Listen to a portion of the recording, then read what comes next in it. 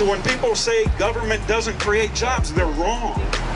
Government does create jobs. When government spends money, people get it. And when people get it, they spend money. And when that money keeps getting spent, jobs are created. I'm not against wealth. I'm against greed. Yeah. I'm not against capitalism. I'm against corruption.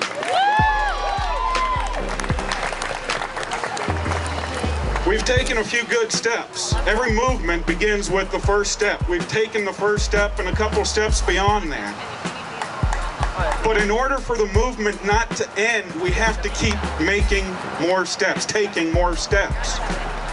And the next step gets a little bit harder, and the next step gets a little bit harder.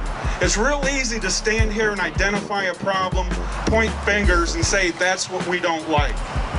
That's what we've done so far with our first steps. Our next step is to define a goal. The next step is to tell people what we want and how we're going to solve those problems.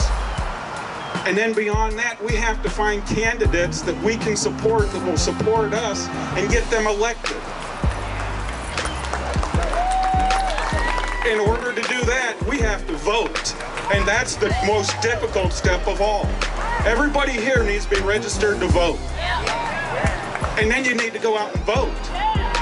Because I've got news for you. There's only two things politicians really care about.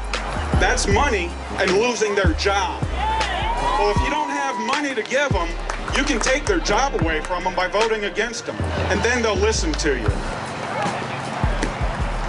A lot of people will say, well, my vote doesn't count. You know what? One vote probably doesn't count most of the time. But we're a group of people here.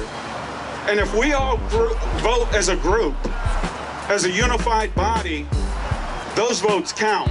Politicians will pay attention to it. They have to, because if they don't, we will force them to lose their jobs. And then they can be standing in line waiting for a welfare check or waiting for an unemployment check, and that's just fine with me. I guess that's all I really wanted to say. Thank you for listening.